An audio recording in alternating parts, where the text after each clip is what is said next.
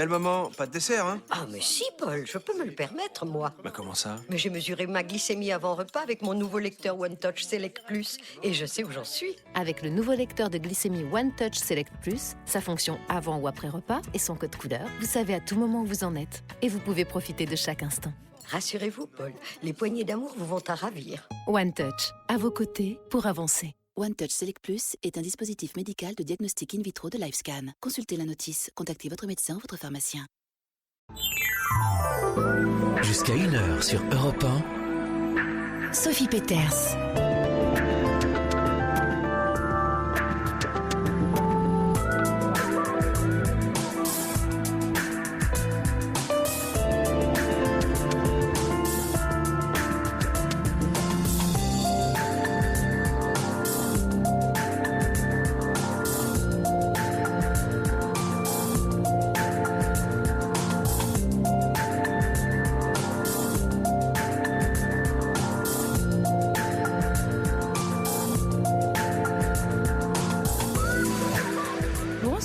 Bienvenue dans votre émission La Libre Antenne qui vous donne la parole au 39-21 pour 2 heures de direct. Vous avez été nombreuses, devrais-je dire d'ailleurs, à réagir aux témoignages de Marie, de Sophie, de Candy le week-end dernier dans La Libre Antenne. De quoi s'agissait-il? Eh bien, d'amour toujours. Mais alors que notre langue n'a qu'un seul mot pour le désigner, l'amour dans la Grèce antique avait 3 mots pour désigner les sortes d'amour qu'il nous est possible de vivre vis-à-vis d'une autre personne. Eros, philia et agapé. Dans notre société moderne, les relations de couple se forment souvent après avoir ressenti une première étincelle de passion pour une autre personne. Eh bien, c'est l'éros ou tomber en amour. Ce sont, vous savez, les fameux papillons dans le ventre et la passion des corps qui, hélas, ne dure souvent pas si longtemps et que tout à chacun prend pour le grand amour. Mais alors que lorsque ces premières sensations sont parties, on croit l'amour envolé avec lui. Et pourtant, l'intimité, la complicité, une certaine connexion persiste entre les personnes. Le seul problème avec ce type d'amour, c'est que l'objet du bonheur est dépendant des situations et des circonstances entourant la relation. L'amour ressenti est directement relié à la perception qu'on a de l'autre et non de qui cette personne est réellement. Et cette image de l'amour que l'on prend comme idéal de la relation amoureuse, en fait, ça prend du temps pour construire une relation profonde. Et voici philia ou le stade de l'amitié dans l'amour fraternel en quelque sorte. C'est quand on apprend à connaître l'autre tel qu'il est, sans porter nos œillères et sans le nectar enivrant de la passion des roses. On apprend ici à connaître l'autre avec ses vraies valeurs, ses vraies qualités.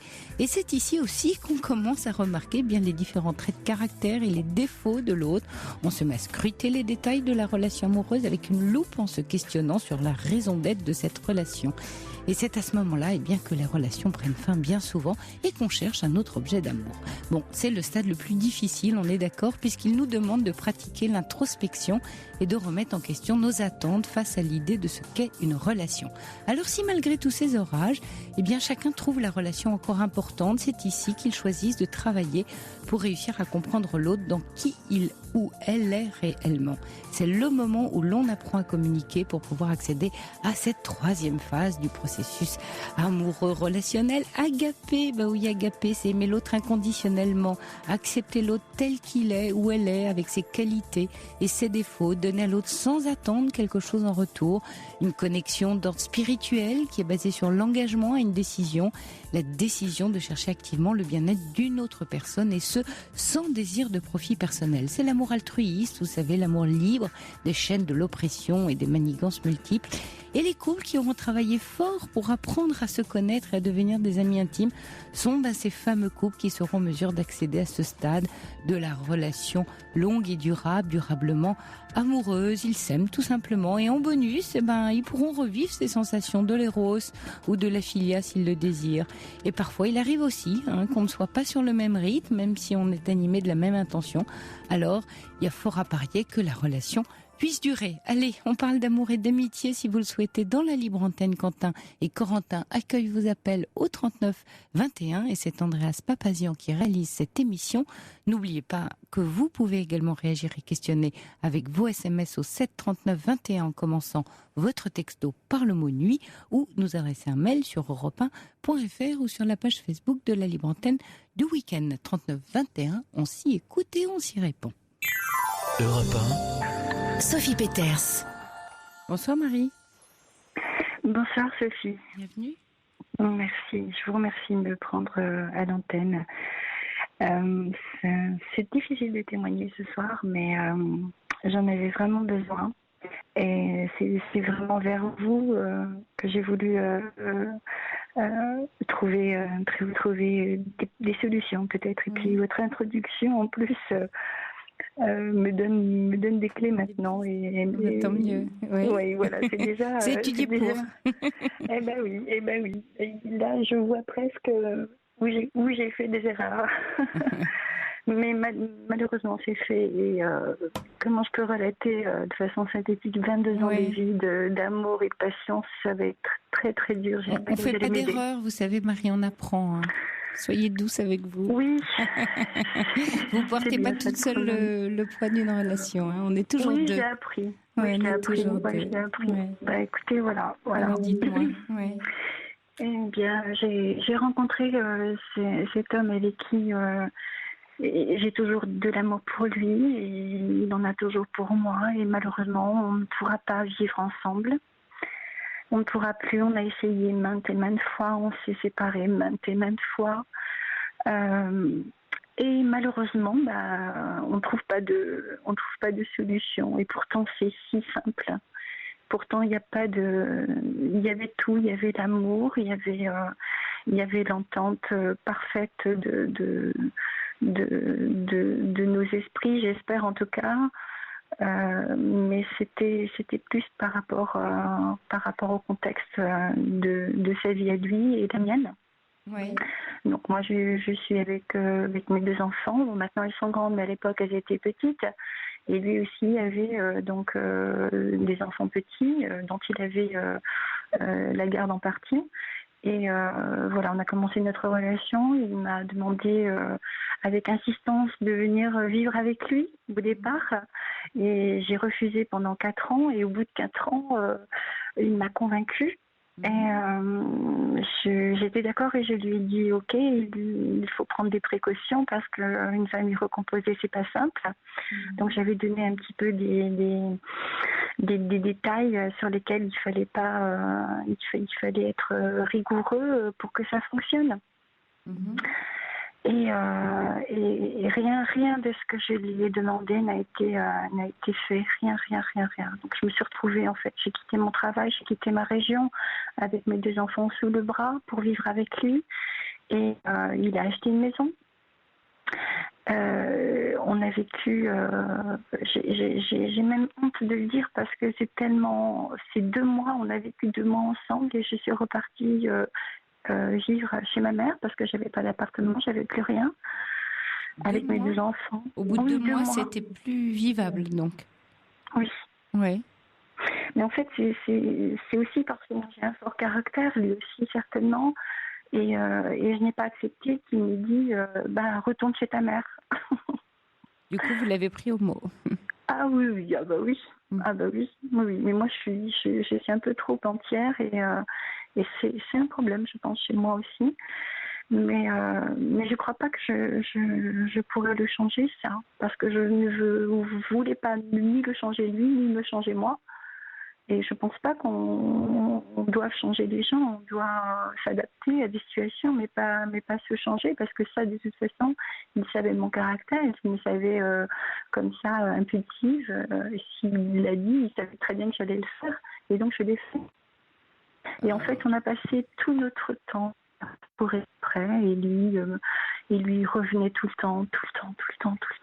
Et moi, j'ai pris ça pour des preuves d'amour, mais jamais il me l'a vraiment prouvé, en fait. Mais c'était très à vif, finalement, votre relation, parce que dans la provocation, dans le jeu, dans... Je voulais pas ça. Ouais. Parce que lui, en fait, je pense que lui, il voulait vivre une passion. Moi, je ne voulais pas ça. Je voulais, moi, la baser sur le respect. D'ailleurs, avant qu'on ait vraiment une relation, lui et moi, je lui ai dit, voilà, ma conception de la vie, c'est d'abord se respecter. Si y a l'amour, c'est parfait. Parce qu'en fait, on le voyait déjà tout de suite. Et j'ai dit, mais le respect, ça fera tout pour nous. Et il m'a dit oui, et il n'a jamais rien fait de ce qu'il a dit. Et moi, je me suis laissée un petit peu, je je pense un peu manipulée parce que j'ai compris que c'était ça en fait, son but, c'était quand même de me manipuler. Et je me retrouve plus du tout telle que j'étais quand je l'ai connu. Je me suis perdue dans cette relation, mais vraiment, je me suis perdue, je me suis un peu détruite aussi.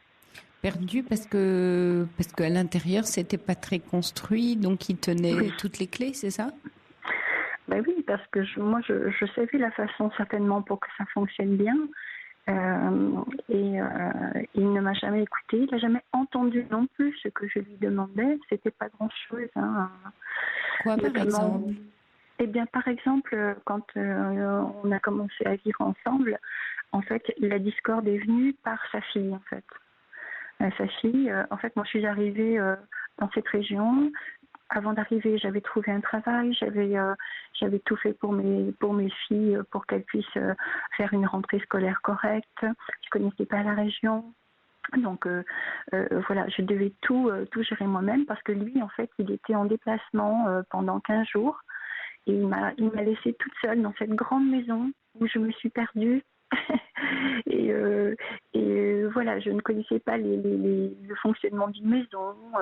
Par exemple, c'est un détail, sortir les poubelles à tel jour, j'oublié parce que je n'ai jamais fait ça, parce que je n'ai jamais vécu dans une maison. C'est peut-être un détail, mais ça a été un problème. Oui, mais vous le saviez, voilà, qu'il avait un métier qui fait qu'il pouvait bouger et que c'est tombé comme ça. Voilà, il arrive que dans des couples, je sais pas, il y en a un qui a un métier à l'étranger, il part, l'autre, difficile de dire oui, il m'a laissé. Bon, il n'avait pas non plus forcément le choix. Et puis vous êtes deux adultes. Là, alors, on a l'impression d'entendre une petite fille qui dit mes parents m'ont laissée toute seule et j'ai pas pu faire les choses. Alors non, non, parce que en fait, ce que je veux dire, je m'exprime pas bien peut-être, mais en tout cas, ce que je veux dire, c'est que effectivement, il m'a laissée toute seule. J'ai géré, mais j'ai géré à ma façon. Et je voulais qu'il me laisse gérer à ma façon. Il ne m'a pas laissé gérer à ma façon.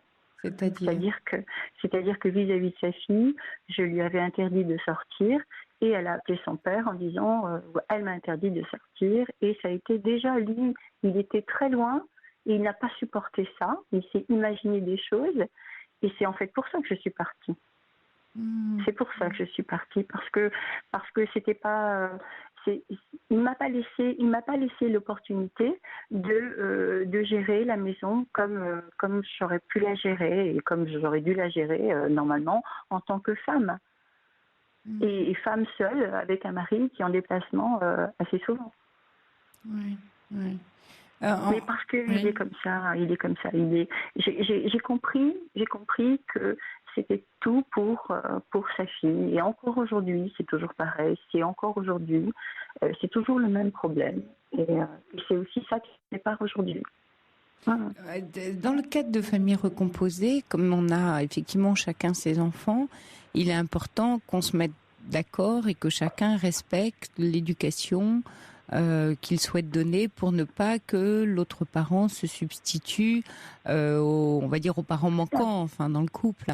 Donc effectivement, ça demande dialogue, subtilité, savoir tenir sa place, puisqu'on n'est pas finalement le parent, on est le beau-parent. Donc voilà, tout ça, c'est demande d'une certaine maturité, distance, intelligence, beaucoup d'amour aussi, beaucoup de cœur, de parler avec le cœur. Évidemment. Et puis moi, j'ai mis à la même place que mes enfants. Elle n'avait ni plus ni moins. Mais non, c'est pas la même place. Bah oui, c'est pas la même place. C'est pas plus justement. C'est pas en plus ou au moins. C'est juste pas du tout la même place quand même. C'est pas votre fille justement. Donc ça peut pas être la même place. Sinon pour vos enfants, ça va pas non plus. Oui, alors certainement que j'ai dû faire l'erreur. Certainement que j'aurais dû dire peut-être appelle ton papa, savoir s'il est d'accord. Oui. Mais je n'ai pas réagi comme ça. Mais bon, voilà, parce que moi je suis entière et parce que effectivement, pour moi c'était évident qu'elle ne devait pas sortir. Bon, ça ne lui a pas plu, c'est pas grave.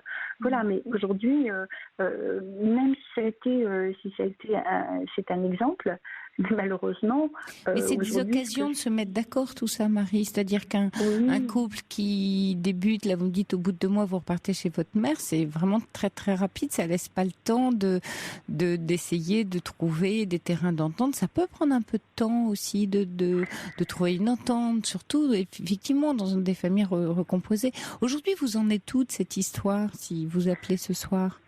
Parce que alors, donc ça fait 20 ans, c'est ça que vous êtes ensemble alors? ça va faire 23 ans là bientôt là. Oui. Et donc voilà, on n'a jamais vécu ensemble sur cette Donc étape-là. vous êtes reparti au bout de 2 mois et vous n'avez Oui. jamais pendant ces 23 années vécu ensemble. Voilà, tout à fait. Mhm. Alors bon, ça s'est bien passé. Ça s'est passé relativement bien. Il n'y a pas eu de problème particulier. Sauf que en 2014, j'ai découvert sur un CD des photos qu'il avait fait. Et donc j'ai compris qu'il avait une relation avec une personne. Et vu les dates des photos, eh bien, monsieur a une relation, en fait, une double vie, parce qu'il me voyait aussi, de 3 ans presque, avec une autre femme, en 2008, donc de 2005 à 2008. Donc elle est terminée cette relation Oui, bah, elle est terminée, mais bon. depuis près de 10 ans. Voilà, c'est ça. Oui. Et voilà, bah, lui me dit, tu n'aurais pas dû tomber sur ça parce qu'on a vécu 10 belles années après. Je lui dis, oui, mais bon, c'est pas... En fait, j'étais vraiment en souffrance à ce moment-là, donc encore une fois, rebelote, je suis repartie chez moi et je suis repartie parce que de toute façon, je restais un peu chez lui, je venais un peu chez moi. C'était notre mode de fonctionnement, hein. On était d'accord pour ça. Et finalement, on a entamé une thérapie de couple. Oui. Et cette thérapie de couple n'a pas fonctionné. N'a pas fonctionné parce que la thérapeute n'avait déjà pas compris notre mode de fonctionnement, c'est-à-dire ne pas vivre ensemble. Bon, c'est comme ça, hein. Et surtout parce que cet homme a voulu avoir une entrevue seule avec la thérapeute. Or, c'était pas du tout le concept. Et je lui ai dit, mais ce n'est pas le concept. Et la thérapeute l'a quand même pris, il lui a expliqué que c'était pas le concept. Donc Oui. on a arrêté la thérapie puisque ça n'avait pas lieu de continuer dans ces Vous avez conditions-là. fait combien de séances à 2? On a fait à 2, on a fait 5 séances. Mais pour lui, c'était compliqué. C'était compliqué Et pour lui, je voyais au bien bout que de c'était 5 compliqué. séances, et pourquoi il n'a pas poursuivi de son côté avec un ou une thérapeute? Souvent, c'est ce qui arrive dans ces cas-là, quand pour un des deux, c'est un peu compliqué, il y a un relais. Ah mais pour lui, il ne voulait pas reconnaître que c'était compliqué pour lui, bien entendu. Maintenant, c'était Mais il moi, voulait c'était voir à la moi de thérapeute me tout mettre... seul. Ah oui, mais il voulait voir la thérapeute tout seul pour lui montrer que lui est un homme...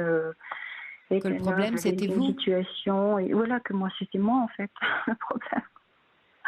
Que c'était moi le problème. Donc, ce que vous avez vécu, Marie, vous avez le sentiment d'avoir passé toutes ces années dans un couple où vous étiez pas à la bonne place, dans le sens pas reconnu en tant que sujet, en tant que femme avec qui vous êtes réellement, et un petit peu, à ce qu'on comprend, un peu instrumentalisé par un homme qui se remettait pas en question. C'est ça que vous voulez dire? Alors, j'ai beaucoup d'amour pour lui malgré tout, parce que lui, ce qu'il est, c'est ce qu'il représente, et ça me va très bien et on s'entend très bien. Mais c'est dès qu'il y a, dès qu'il y a une tierce personne, je comprends pas et j'arrive pas à comprendre que lui ne réalise pas que c'est pas nous le problème. Parce qu'entre lui et moi, dès qu'il y a une tierce personne, vous dites qu'il y a un problème entre vous, c'est ça? Bien sûr. Mais qu'est-ce que c'est? Oui. En l'occurrence, c'est toujours sa fille.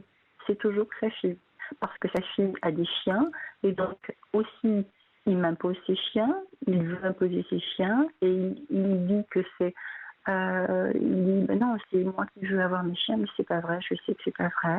Oui, mais ça lui appartient. Mais ça, c'est pas grave. Si vous voulez pas voir les chiens, vous ne voyez pas le jour où il y a les chiens, c'est tout. Ne rentrez pas là-dedans, vous, c'est pas votre truc, donc voilà, mais à ce moment-là que ce soit clair pour vous. Si vous dites oui, je sais très bien qu'il me cache, là vous rentrez sur le territoire de l'autre, et vous ne pouvez que prendre des coups, parce que vous interprétez qu'il vous cache quelque chose qu'il devrait savoir. Mais restez là où vous êtes, c'est à vous que ça ne va pas, et voilà, c'est ok que ça ne vous aille pas. Mais n'allez pas dire oui, mais en fait c'est parce que, bon, peut-être, et peut-être pas. Et peut-être que lui aussi aime beaucoup les chiens et est ravi d'en avoir. On n'en sait rien. Il adore les chiens, voilà. Non, par contre, oui, non, mais je respecte, il n'y a pas de souci. Moi, je l'ai connu sans chien. D'accord. Dès que les chiens ont pris une grande importance et qui n'ont pas permis de faire un tas de choses, oui, ça pose un problème. Mais sinon, non. J'adore les chiens, même ces chiens, ils m'adorent. Il n'y a pas de souci. Mais c'est quoi alors? C'est par rapport à vous avez le sentiment que dès qu'il y a quelqu'un, on vous enlève à vous quelque chose. C'est contre vous. Donc c'est pas l'histoire des chiens, c'est la présence d'un ou d'une autre dans le couple. Alors proche, j'imagine, vous parlez d'enfants, mais peut-être aussi l'histoire de la thérapeute. Les 5 séances, par exemple, n'ont pas permis du dialogue, n'ont pas permis de se comprendre. Ah, mais moi j'ai totalement tout compris. Il y a pas de souci. J'étais d'accord avec elle, mais lui ne comprenait pas. Il ne voulait pas comprendre. D'ailleurs, la thérapeute m'a dit. Donc, oui, pour mais lui, alors Marie, pourquoi vous restez dans cette relation? Alors, déjà parce que j'ai de l'amour pour lui mais maintenant ça devient compliqué parce que je ne peux plus accepter que sa fille dirige sa vie, que sa fille ait l'autorité sur lui. Ça c'est pas possible.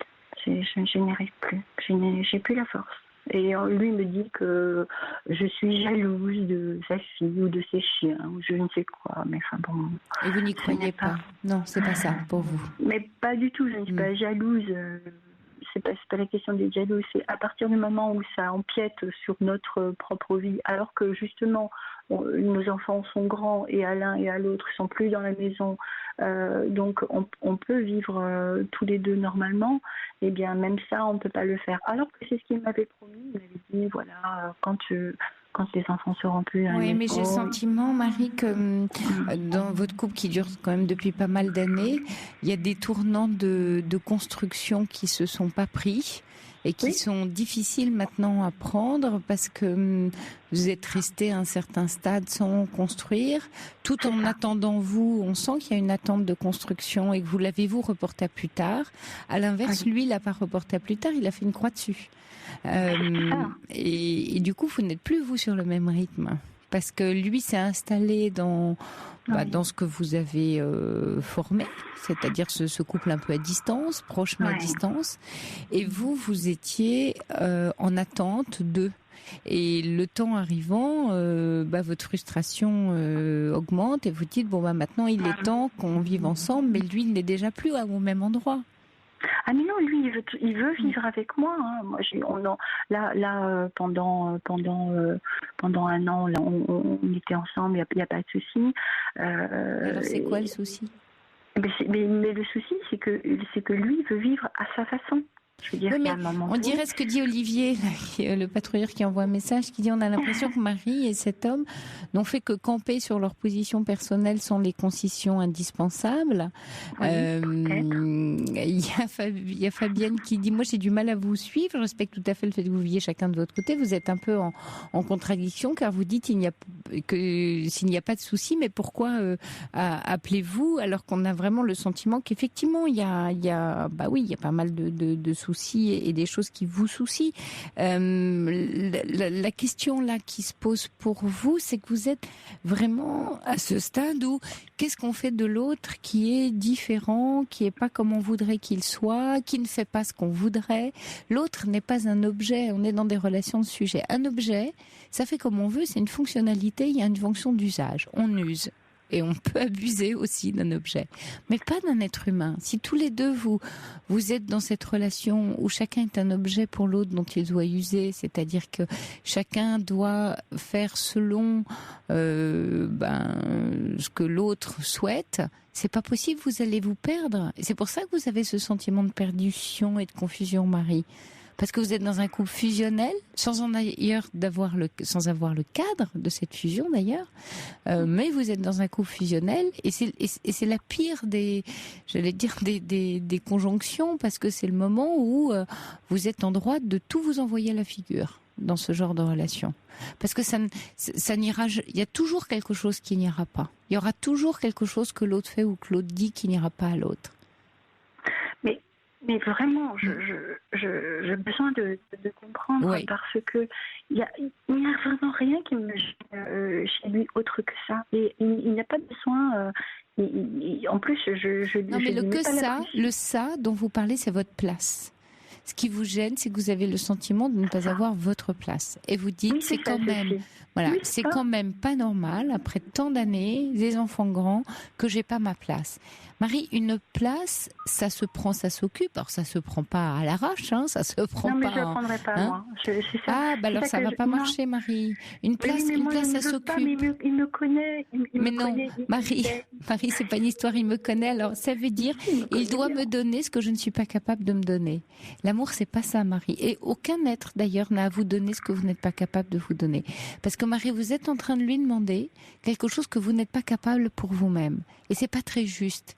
C'est pas juste au sens de la relation, pas une histoire de justice. Quand je dis juste sur le plan de votre positionnement, parce que c'est à vous de vous réaliser. Un couple, qu'est-ce qu'on apprend dans un couple ? Finalement, on apprend sa propre autonomie, sa propre construction personnelle. On apprend à grandir, à croître avec justement cette merveilleuse sécurité, confiance, amour, regard formidable qu'apporte l'autre, on va dire dans les meilleurs des cas. Mais voilà, c'est là ce bel endroit où chacun peut grandir en toute confiance et sécurité, parce qu'il y a de la confiance, il y a de l'intimité, il y a du respect. Maintenant là, ce qui se passe, c'est que vous dites, je veux bien grandir à condition que c'est toi qui me fasses grandir. Et ça ne marche pas. Mais quel que soit l'homme, Marie, quel que soit l'homme. C'est pas lui qui a un problème, quel que soit l'homme. Alors, je suis d'accord avec vous, mais justement, ça a marché justement les 10 premières années, justement parce que j'étais comme ça. Ouais. Parce que j'étais autonome. Et à partir du moment où je me suis laissée un peu plus, je dirais, manipuler, mais vraiment manipuler, à partir de ce moment-là, c'était fini. Oui, parce que vous le souhaitiez bien, Marie, et on le sent dans votre discours. Les autres n'ont sur nous que le pouvoir qu'on leur donne. Donc effectivement, vous avez lâché la place, votre place, vous avez lâché la relation avec vous et vous avez mis la relation avec vous entre ses mains, en disant c'est toi qui vas faire mon bonheur, c'est toi qui vas y pourvoir. Tiens, voilà les clés de chez moi. D'ailleurs, c'est pour ça que c'était intenable, votre histoire. Parce que vous dites, à côté, j'ai un fort caractère. Mais ça pouvait pas marcher parce que vous faites l'impasse sur vous, sur qu'est-ce que je fais de moi-même, comment je suis avec moi, quelle est ma capacité d'introspection, comment je suis bien chez moi, à l'intérieur de moi, et qui me permet d'être bien avec l'autre. Là, je lui demande de m'aider à être bien avec moi-même. Ça, il ne peut pas le faire, il ne sait pas le faire, et s'il le fait, il le fera mal parce qu'il en abusera. Et c'est ce qui se passe. C'est que lui... forcément, si on confie à l'autre les clés de son bonheur en disant « rends-moi heureuse, puisque mon bonheur dépend de toi », il s'y prend comme... Mais c'est ça. Non, mais ça revient à ça. Quand vous dites... ça revient à ça. Symboliquement, ça revient à ça. Quand vous dites à un moment donné, je suis partie dans la fusion et j'ai senti que j'étais un peu sous son emprise, c'est fort possible, et qu'il n'ait pas su, mais peut-être le savent. Et lui a compris que il avait quelque chose à prendre là-dedans et s'est engouffré dans la brèche. Peut-être lui aussi, ça lui renvoie à sa faille aussi. Après, chacun est dans sa responsabilité. Mais là, on ne parle pas de lui, on n'en sait rien. On le connaît. Pour moi, il est un inconnu. C'est à vous que je m'adresse. La question, c'est aujourd'hui, si vous tenez à cette... Parce que vous me dites, moi, je tiens à cet homme, je tiens à cette relation. Elle est encore une occasion de croissance. Elle est encore une occasion qui est là. On se choisit pas par hasard, on se rencontre pas par hasard. Cet homme vous amène à travailler quelque chose qui vous est propre. De la même façon que vous l'amenez à travailler quelque chose qui lui est propre, mais qui ne vous regarde pas. Voilà. Et ça ne regarde pas l'un ou pas l'autre. C'est pas à vous de dire, ah oui, je suis là et ça va te faire travailler. Non. Oui. Ça, c'est la frontière. Voilà. On va dire, c'est la limite. Hein. Au-delà de cette limite. Je faire ça aussi, mais bien sûr. Tout le monde l'est. C'est pour ça que je le dis. Oui. Parce que je travaille sur moi aussi beaucoup. Alors, vous avez dû découvrir plein de choses, alors, Marie, à l'occasion de cette relation. Mais j'ai découvert des choses. J'ai essayé parfois de lui montrer mon mécontentement, pas en lui disant. Pas dans les reproches. Voilà, d'ailleurs, en parlant de votre besoin. Mais bien sûr. Et en disant, j'ai tout essayé, Sophie. J'ai essayé. C'est comme si vous avez un livre de recettes des recettes de Sophie. Voilà. Et je les ai appliquées, mais ça fonctionne pas sur lui. Et vous savez ce qu'il me fait? Il vient me chercher tout le temps. C'est lui. Il vient vous chercher? Vous savez quoi? Oui. J'étais obligée de m'enfuir, mais de m'enfuir de là où j'étais, parce que s'il vient me chercher, je me suis enfuie à 400 vous lui avez kilomètres. Dit de ne pas venir vous chercher, tout simplement? Mais je lui ai dit, mais figurez-vous qu'il a fait le trajet en moto, il est venu me voir. Mais expliquez-lui, qu'est-ce qui se passe à ce moment-là? Et je lui ai dit, mais ça sert à rien, je veux pas te voir, j'ai trop mal.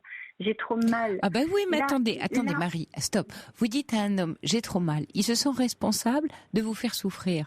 Un homme valeureux, il prend quoi? Sa moto, un avion, un cheval, un bateau, tout ce qu'il voudra. Bien sûr, il est valeureux. Non mais je dis dans l'homme, dans la virilité de l'homme, peu importe lui, j'en sais rien. Mais si vous dites à un homme, je suis trop malheureuse, ne viens pas, c'est une injonction paradoxale. Voilà. Donc si vous faites des injonctions paradoxales, ça coince l'autre. Sophie, je vous promets, je lui ai pas dit ça. Je lui ai dit ça après, quand je suis revenue, que j'étais partie parce que j'étais trop mal. Mais je lui ai pas dit que j'étais mal quand je suis partie. Je lui ai dit, je pars, j'ai besoin de partir là. J'ai besoin d'air, j'ai besoin de partir. Et alors qu'est-ce qui fait qu'il respecte pas votre besoin? Manifestement, il s'en fout en fait parce qu'il sait très bien. Qu'est-ce qu'il ne comprend pas? On peut pas vraiment s'en foutre.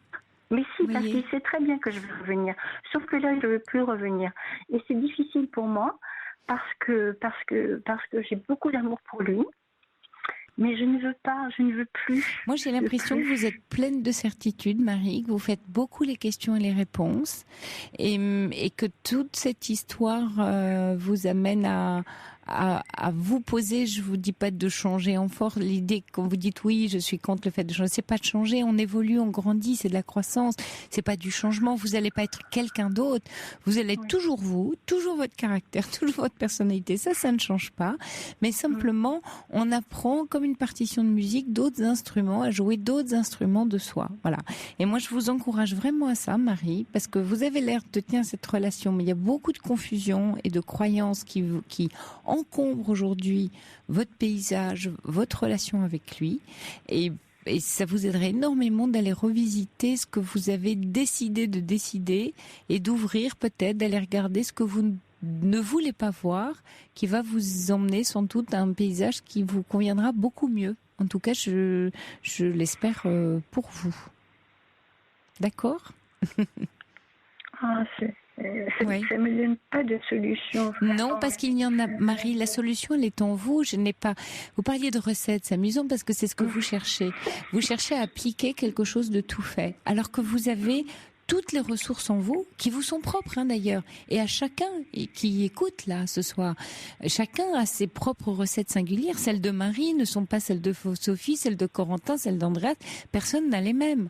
Maintenant, toute la vertu du dialogue, de l'introspection, du questionnement, c'est justement de trouver ce qui fait cette différence complètement sacrée, c'est-à-dire ce qui convient à Marie et seulement à Marie.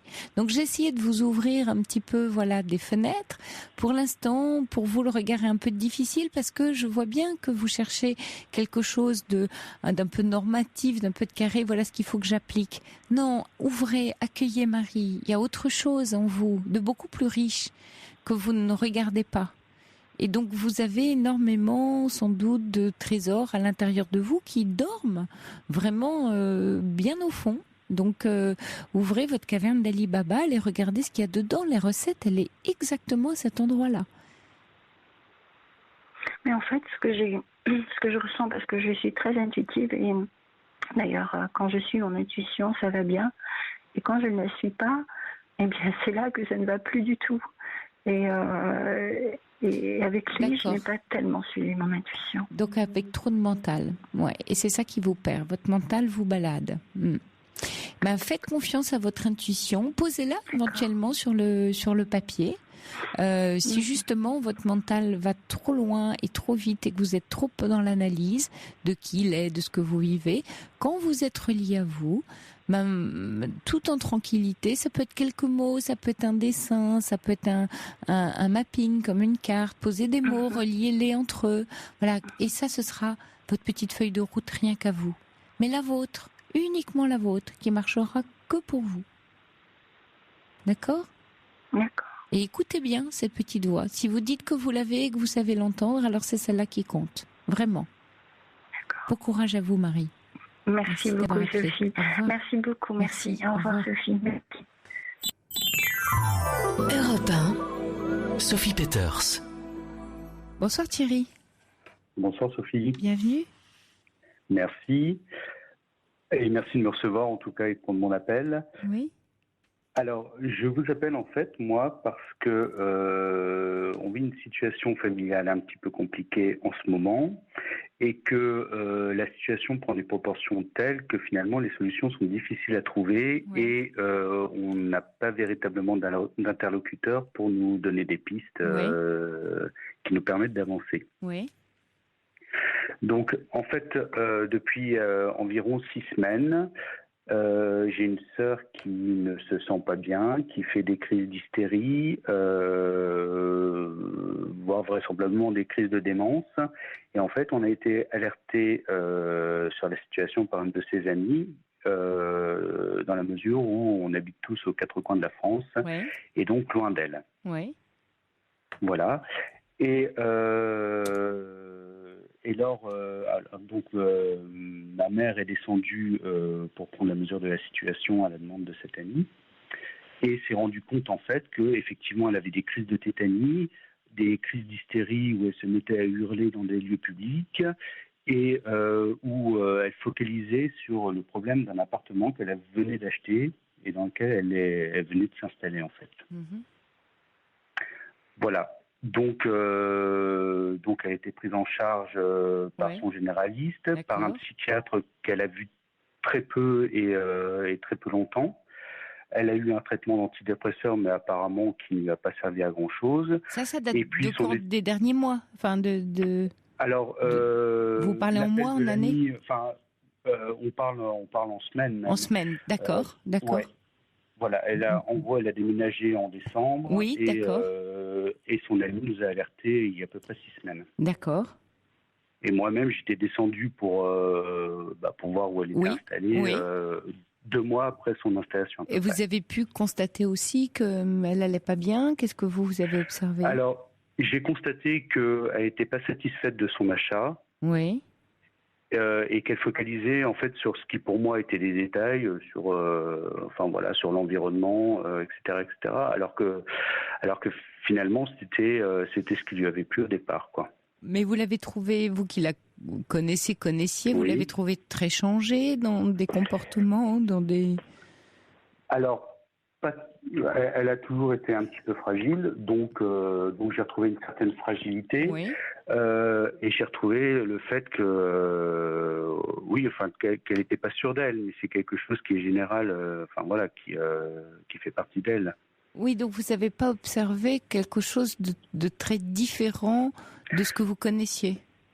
Je l'ai senti déçue et je l'ai déjà connue dans des périodes où elle était comme ça insatisfaite. D'accord. Et après, ça c'était il y a 2 mois quand vous l'avez vue et depuis ça... Il y a 2 mois et demi et 4 semaines après à peu près, on a été alerté par cette amie. Ah, qui est en même temps une collègue et qui a constaté qu'au niveau professionnel, elle ne pouvait plus assurer non plus son poste. Ah, donc elle est en arrêt de travail là ? Donc elle a été mise en arrêt de travail, oui. D'accord. Et elle a vu donc un psychiatre, elle est hospitalisée, qu'est-ce qui s'est passé ? Alors justement, elle n'a pas été hospitalisée. Elle en a parlé avec son généraliste qui est quelqu'un de très à l'écoute aussi et qui a pu l'écouter à d'autres moments, et qu'il l'a dirigée vers un psychiatre assez rapidement, qui lui a prescrit des antidépresseurs, mais qui ont été abandonnés depuis. Et elle a vu ce psychiatre un quart d'heure, une semaine, donc il n'y a pas véritablement de diagnostic qui a été posé non plus. Oui, ni de suivi. Il n'y a pas de suivi. Ni de suivi. Mais c'est surtout ça. Oui. Voilà, et c'est un petit peu ce qui m'interpelle, c'est... alors moi, j'ai essayé de lui faire prendre conscience, effectivement, que ce serait peut-être une bonne chose d'avoir un suivi psychologique ou psychiatrique. Voilà. Je l'ai interpellé aussi sur le fait que, alors n'étant pas médecin, voilà, c'est des suppositions, mais peut-être est-ce que ça peut être un déséquilibre chimique ou oui, bien sûr, hormonal, oui. Voilà. Et il y a aucune investigation de fait et il n'y a rien de pas de prise de sang aussi. Contrôle de la thyroïde, prise de sang, oui. Des prises de sang standards. Oui, pas de contrôle hormonal poussé. Voilà. Et comment elle a accueilli vos conseils, vos recommandations? Quelle a été sa réaction? Alors, la réaction première, en fait, moi, je ne l'ai eu rapportée que par ma mère.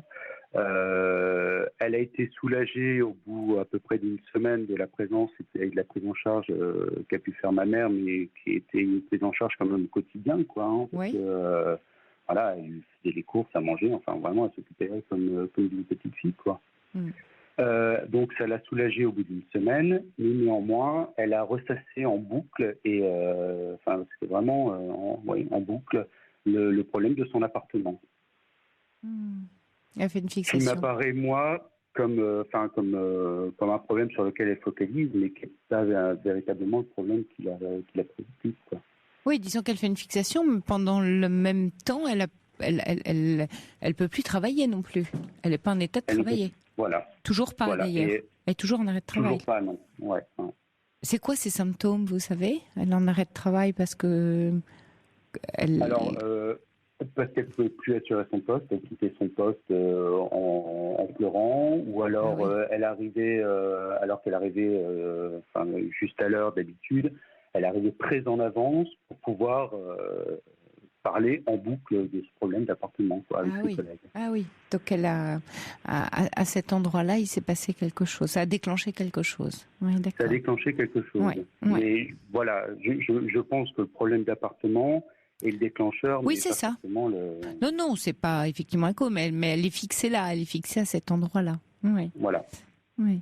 Alors, et du coup, dans la situation actuelle, il y a vous, le frère, vous avez une autre sœur et frère, vous êtes l'unique frère? Alors, on est 3 dans la famille. Je parle là de ma sœur aînée. Et, pardon, j'ai une sœur qui est plus jeune que moi.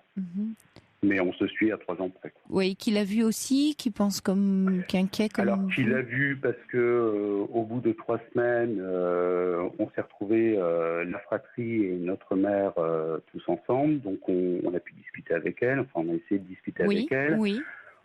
On a essayé de la faire réagir de différentes manières, en la brusquant gentiment, en essayant de la faire réfléchir, en essayant de poser les choses de manière assez froide. Enfin, voilà.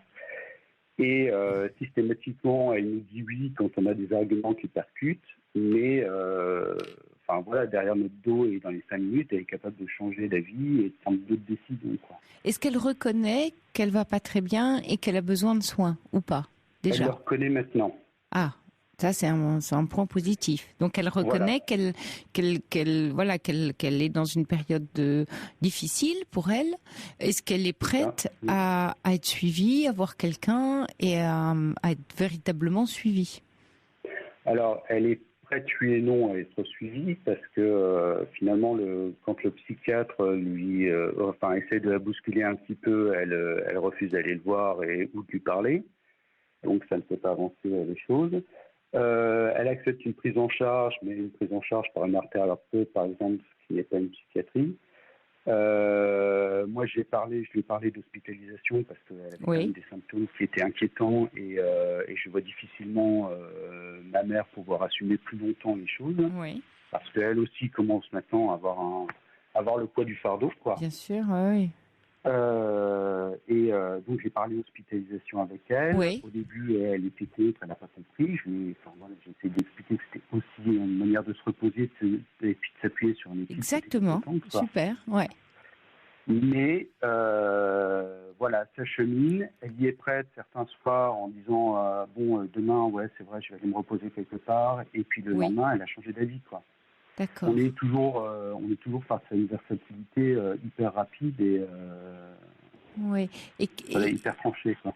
D'accord. Et là, vous auriez besoin de quoi pour avancer pour vous ? Alors, l'objet de mon appel, oui. c'est justement d'avoir des pistes sur les solutions qu'on pouvait envisager. Un, pour qu'elle soit prise en charge non plus par ma mère, mais par du personnel compétent et formé à ça, quoi. Et puis qu'il y ait des investigations plus poussées, qu'on puisse poser un diagnostic. Vous pouvez la faire hospitaliser. Vous pouvez la faire hospitaliser. Si vous pensez qu'elle est en danger, c'est vous qui faites les démarches pour la faire hospitaliser. D'accord. En lui disant à elle, écoute, il y a des jours tu es d'accord, des jours où tu n'es pas d'accord. Moi, je te sens en danger. Maman est âgée et pour elle, c'est aussi affaire d'autres. Ça va te faire du bien. Je suis là. C'est moi qui serai l'interlocuteur. Mais j'ai pris je vais faire les démarches. D'accord. Et de la prévenir et de voir sa réaction. Mais a priori, si elle l'a dit un jour oui, un jour non, elle s'en sent pas la capacité. Donc elle a peut-être besoin qu'on le fasse pour elle. Moi, c'est ce que je comprends en tout cas. Mais vous m'auriez dit, elle veut pas le savoir, mais c'est pas le cas. Oui. Elle l'a accepté maintenant. Elle accepte le fait effectivement qu'elle va mal et elle se rend compte elle-même qu'elle n'arrive plus à prendre une décision, même simple. Mais exactement. Il me semble qu'elle est plus en capacité de la prendre. Et que vous pouvez dire, écoute, voilà, j'en suis arrivée, moi, à la conclusion que je souhaite prendre la décision pour toi, puisque je vois que tu n'es pas contre, mais que tu n'es pas en capacité de la prendre. D'accord. Quelle démarche est-ce qu'il faut faire dans ce cas-là pour une prise en charge ? Parce que j'imagine qu'il y a un avis médical quand même à avoir. Oui. Alors, ce que je vous propose, Thierry, c'est qu'on se retrouve juste après, parce qu'on arrive à minuit à la coupure des informations. Et vous restez en ligne, et puis on en parle juste après le journal. D'accord ? À tout de suite. À tout de suite, Thierry. À tout de suite. Jusqu'à 1h sur Europe 1. Sophie Peters.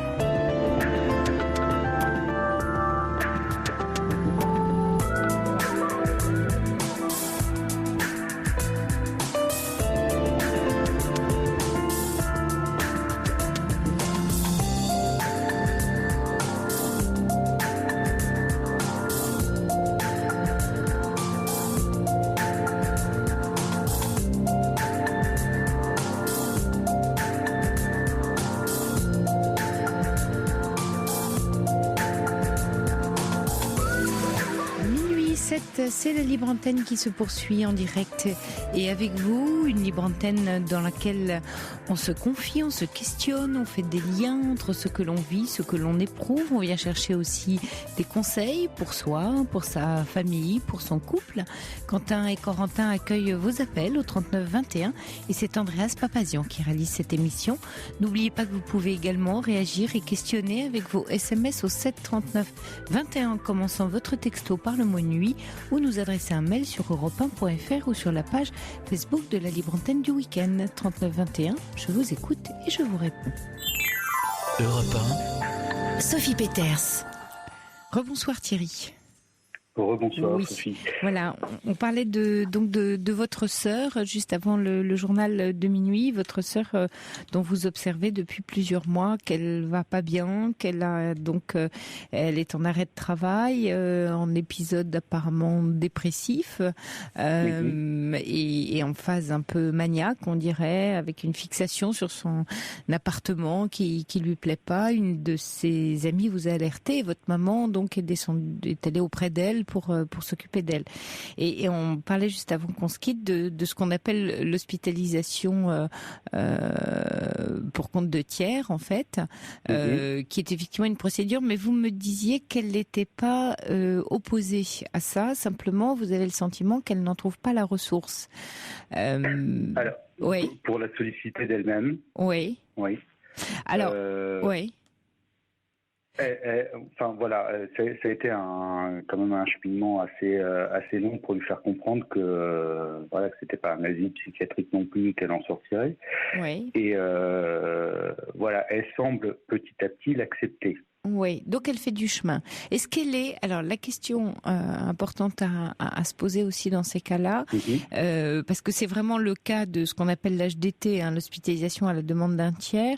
Est-ce que vous avez le sentiment qu'elle est en danger pour elle-même? Est-ce que elle peut commettre des erreurs dans la gestion de ses affaires, de ses biens, de ses relations? Est-ce qu'on craint pour sa santé physique ou mentale? Vous voyez, est-ce qu'il y a un cas avéré de gravité pour elle-même ou pour les autres? De gravité d'atteinte à sa sécurité physique, je ne pense pas. Néanmoins, la gestion de ses biens, oui, puisque cet appartement qu'elle a acheté il y a 3 mois, elle a voulu absolument le vendre. Et elle l'a vendu déjà? Et elle l'a vendu déjà, oui. Mais alors, elle est logée où maintenant? Elle a retrouvé un logement? Alors, non, puisqu'elle a emménagé il y a 3 mois dans son appartement, qu'elle l'a vendu de manière vraiment très récente, bien qu'on lui ait dit que ça n'était pas, ça n'était pas ce qu'on conseillait nous, que c'était pas logique, que ça n'était pas le moment, que c'était une très mauvaise opération financière aussi, et que le jour où elle irait mieux, il se peut qu'elle ait du mal à l'assumer. Mais à l'inverse de ces conseils qu'on a pu lui donner, que tout son entourage a pu lui donner, elle a passé des coups de fil à des agents immobiliers pour organiser des visites, et elle a réussi à le vendre. Et est-ce que ça la soulage du coup? Est-ce qu'elle a l'air d'aller mieux depuis? Alors c'est la question que j'ai posée dès que j'ai appris la nouvelle, et je l'ai appris quasiment au moment où elle avait une réponse positive. Et elle m'a dit oui, mais 1 heure après elle m'a dit je fais une bêtise, il faut que j'annule, je vais dire non, voilà. Et 1 heure après, elle voulait le vendre parce que ça l'a soulagée, et 1 heure après de nouveau. Et donc elle ne sait pas où elle va habiter là maintenant? Ah non, pas du tout, non. Ouais. Donc elle est quand même là très perdue.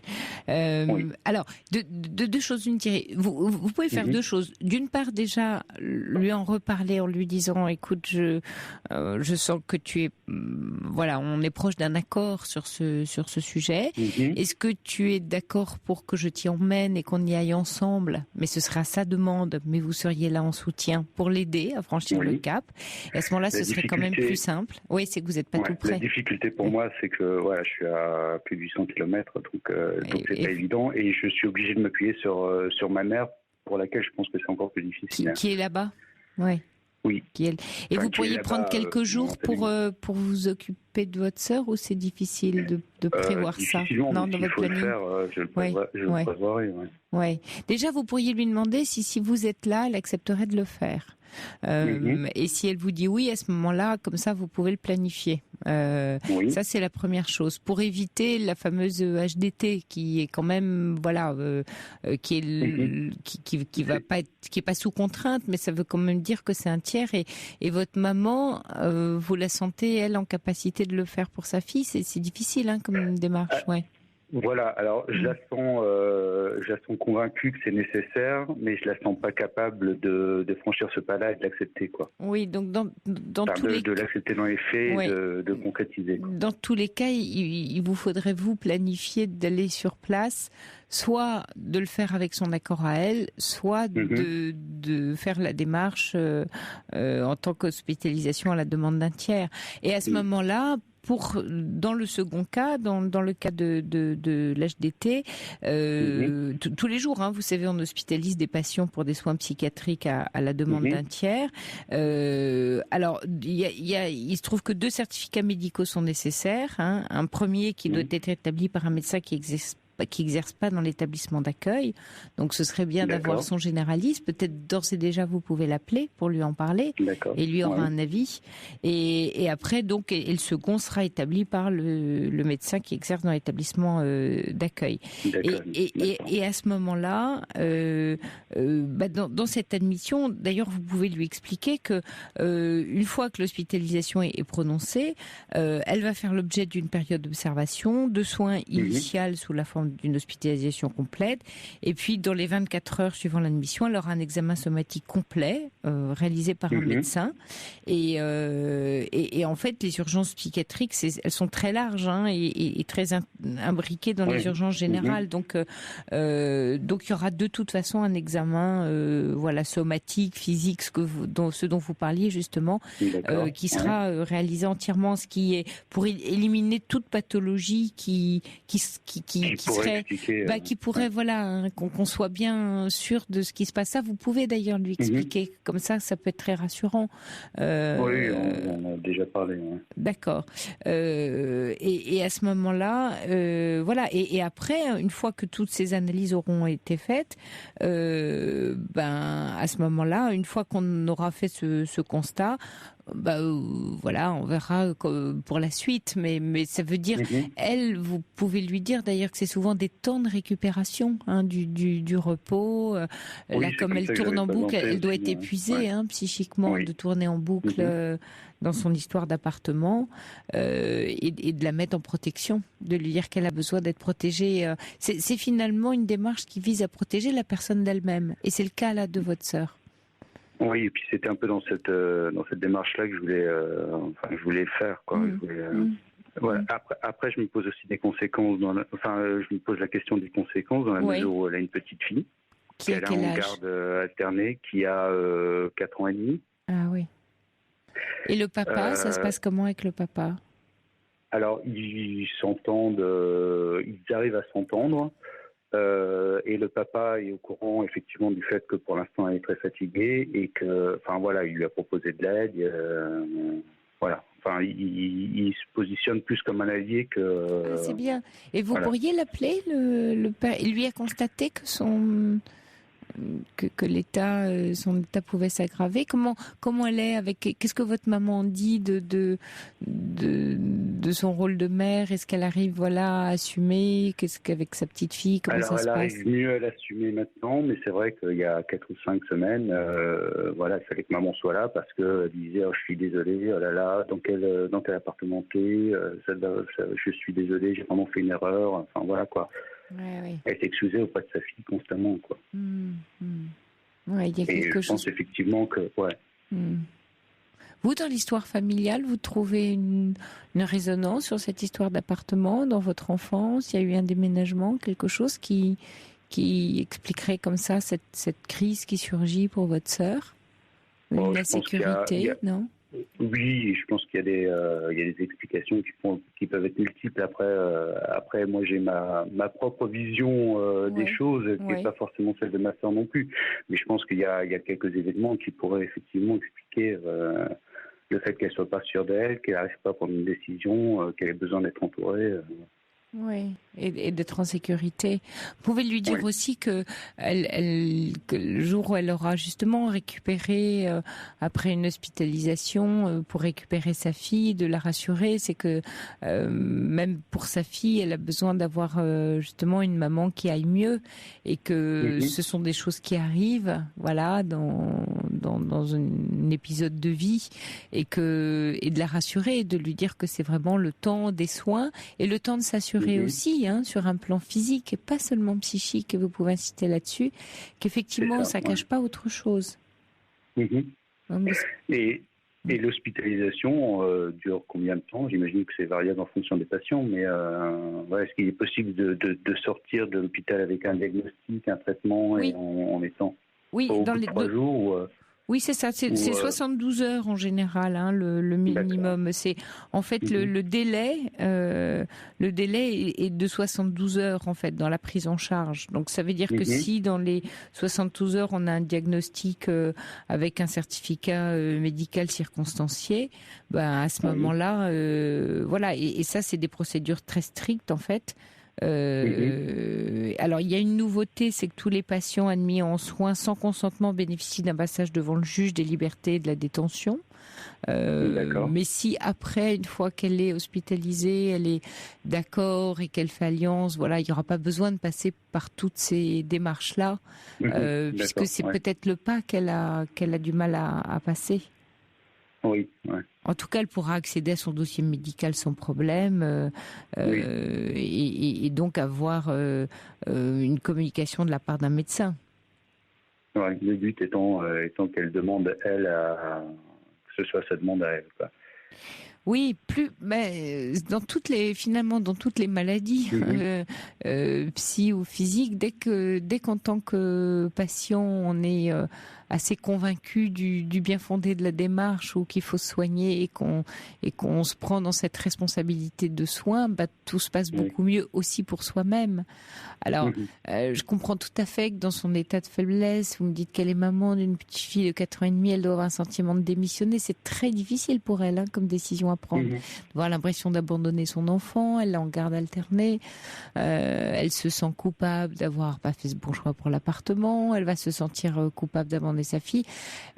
Tout ce que vous pouvez mettre comme mot pour la rassurer, lui dire que c'est pour un mieux-être, c'est pour s'occuper mieux de sa fille, pour retrouver son travail, pour pas se mettre en danger, parce que là, si elle reprend pas le travail et que l'arrêt de travail dure trop longtemps, voilà, qu'elle se mette pas en danger sur tous les plans. Après tout, jusqu'à présent, elle fonctionnait, voilà, elle y arrivait, elle avait un métier, elle achetait un appartement, elle sait faire des démarches, votre sœur. Donc elle traverse une période peut-être de fragilité pour elle. C'est vraiment le temps de trouver ce repos, ces soins, un entourage. Oui, c'est vrai que là, ça fait un peu peur le côté psychiatrique, mais c'est plutôt on va enlever le hic et puis on va garder le côté psy, c'est-à-dire vraiment de soins à la personne et qui peuvent être tout à fait sur un plan physique d'ailleurs parce qu'on ne sait pas. Voilà. Elle a peut-être aujourd'hui des règlements quelque part sur le plan hormonal ou autre et qu'on peut découvrir aussi à cette occasion et que ça peut rentrer dans l'ordre très très vite. Mais au moins on en aura le cœur net, elle sera bien suivie à l'hôpital et elle saura de quoi il en retourne, combien de temps ça dure, elle sera orientée. Ça va la mettre dans l'envie en tout cas de se soigner. Voilà. Oui, j'ai une dernière question. Oui, bien sûr. Pourquoi est-ce que cette proposition-là vient pas des médecins qu'elle peut consulter, que ce soit le généraliste ou le psychiatre ou le psychiatre, elle l'a vu qu'une fois, donc. Elle l'a vu. Elle a dû le voir 3 ou 4 fois, à chaque fois un quart d'heure, une semaine d'intervalle, quoi. Vous pensez un quart d'heure, vous savez pas, oui. Enfin, c'est un quart d'heure si d'après le médecin, il fait pas d'HDT à partir du moment où il n'y a pas de gravité extrême, où il n'y a pas d'atteinte à sa vie, elle n'est pas en danger, elle n'atteint pas un séjour. Là, vous décrivez un danger, en tout cas pour sa sécurité matérielle ou les décisions qu'elle prend. Mais ça, le médecin, il n'y a pas forcément complètement accès. Donc, la famille, souvent, a plus d'informations de ce côté-là. Maintenant, concernant le généraliste, est-ce que vous lui avez parlé au généraliste ? Moi, je lui ai pas parlé, non. Ouais. Et votre maman ? Elle lui a parlé. Oui. Et qu'est-ce qu'il en dit, lui ? Pas grand-chose, finalement. Il la suit depuis longtemps ? Il la connaît bien ? Il la suit depuis quelques années déjà, quoi. Ce serait pas mal que vous l'appeliez pour dire que vous auriez l'intention, peut-être, de faire une hospitalisation pour compte de tiers. Et à ce moment-là, de voir ce qu'il en pense lui, d'avoir son avis, de dire voilà, j'ai pensé ça, elle est presque prête, qu'est-ce que vous en pensez, et de lui poser la question pourquoi vous l'avez pas posé, est-ce que vous estimez que ça ne rentre pas dans ce cas-là, est-ce que vous avez des informations que je n'ai pas? Oui. On a surtout l'impression que aussi bien le psychiatre et le généraliste minimisent un petit peu son état de fatigue, quoi. Son état de détresse. Oui. Et est-ce que vous pensez que vous l'aggravez ou pas aussi ? Enfin, voilà, où est-ce que le curseur En même temps, vous donnez des faits. Hein. Enfin, là, moi, vous m'avez donné des faits. L'histoire de la vente, quand même, c'est un peu problématique parce qu'elle se met en danger là, et avec son enfant. Elle se met en danger pour ses biens. Oui, tout à fait. Ouais.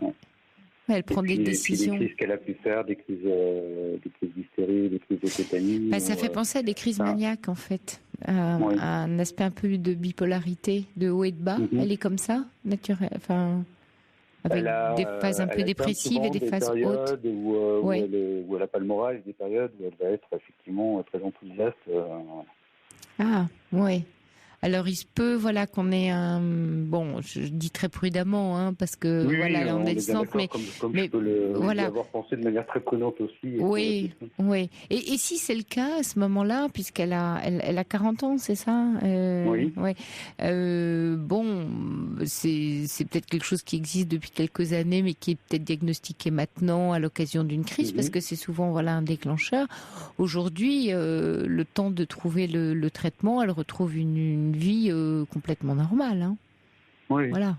Donc et c'était bien l'objet de mon appel, c'était comment pouvoir avoir un diagnostic finalement et pouvoir l'aider à avoir un état dans lequel elle est stable, dans lequel elle peut prendre c'est à des décisions. l'hôpital. C'est l'hôpital qui posera le bon diagnostic pour le coup, parce que là, il y aura l'examen somatique et l'examen psychologique.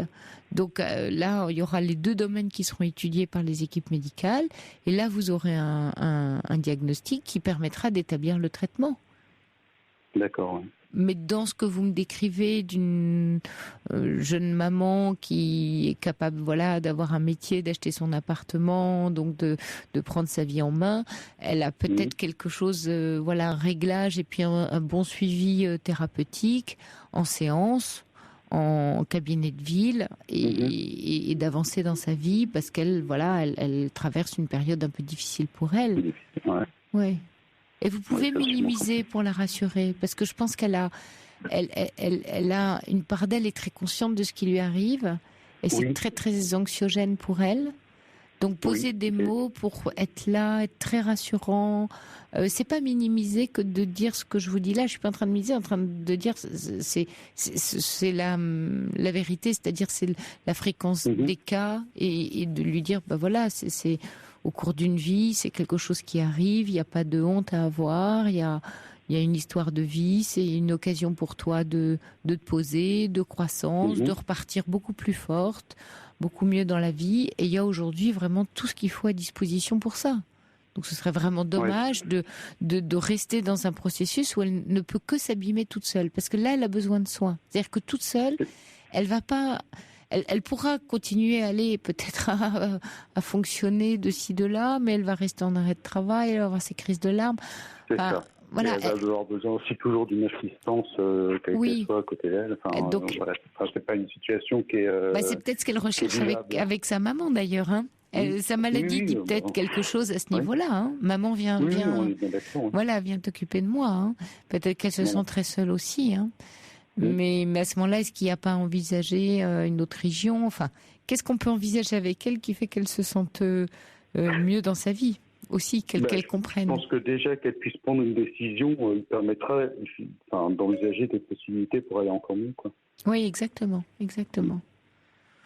Bon, en tout cas, je lui souhaite et je vous le souhaite, Thierry. Écoutez, merci beaucoup en tout cas pour votre accueil et vos conseils. Merci à vous. Merci de votre appel et bon courage à vous avec votre sœur. Merci beaucoup. Merci. Bonne soirée Sophie. Au revoir. Bonsoir Claudine. Bonsoir Sophie. Bienvenue. Merci de prendre mon appel. Oui. Voilà, je voudrais parler de ce qui m'arrive. Oui. J'ai 73 ans. J'ai vécu 40 ans je me suis mariée, j'ai vécu 40 ans une vie conjugale et j'ai 4 enfants. Et je me suis séparée en 2008. Avant de me séparer, j'avais une relation déjà avec un homme avec qui je suis encore en relation et que je connaissais depuis, je crois qu'on se connaît depuis au moins 25 ans parce qu'on s'est connus en couple, on a fait les choses chacun ensemble et donc à un moment donné, voilà, on a eu une relation ensemble qui a duré. Et donc lui est parti du domicile conjugal en 2006. Oui. Il a hâté son départ du domicile conjugal avec sa femme, chez un avocat, et avec l'intention ensuite de mettre une procédure en route, mais il ne voulait pas le faire de façon trop brutale. Enfin, bon, voilà. Donc il avait procédé comme ça. Et moi, je suis partie de mon domicile en 2008, mais j'ai demandé le divorce tout de suite. Voilà. Donc notre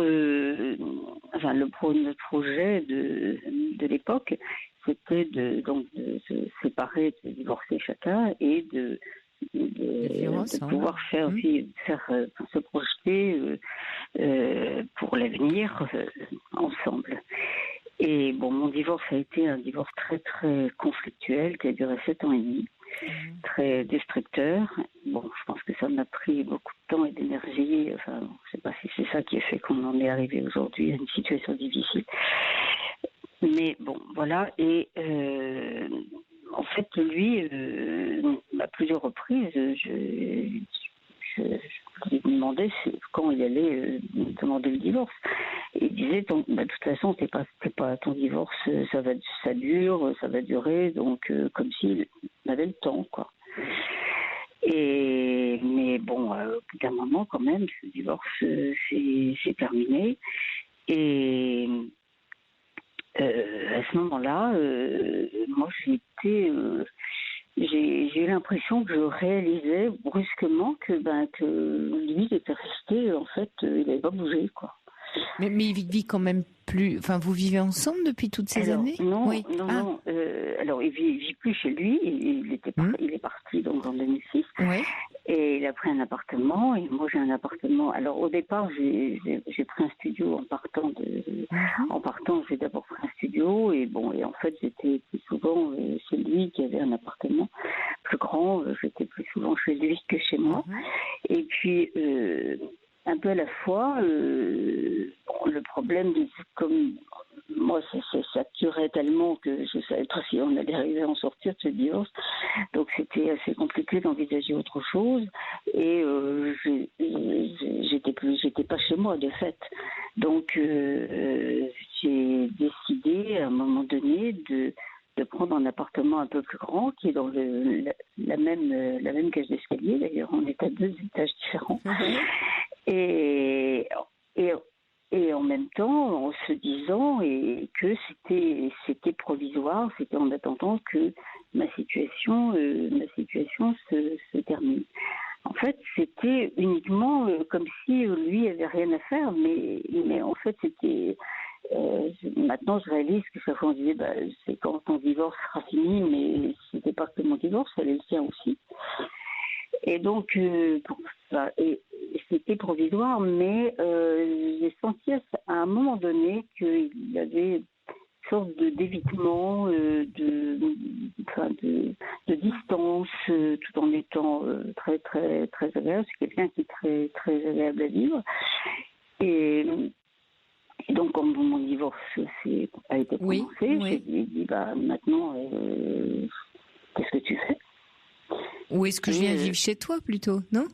Une fois que votre divorce a été prononcé, la question c'était est-ce que vous alliez vivre chez lui du coup ? Vivre chez lui, c'est-à-dire que le projet c'était, on a chacun un appartement qui est pas un mouchoir de poche, mais qui n'est pas très grand. Et moi, ce qui m'avait décidé, comme je craignais que ça dure plus longtemps encore, ce divorce, je voulais quand même être un peu dans mes affaires. Parce qu'au fond, c'était pas très. J'étais vraiment chez lui complètement. Et donc, quand mon divorce a été prononcé, j'ai eu l'impression d'avoir une sorte de choc parce que comme si je réalisais que, au fond, on n'en était pas sorti parce que lui, il était toujours resté en honte, finalement.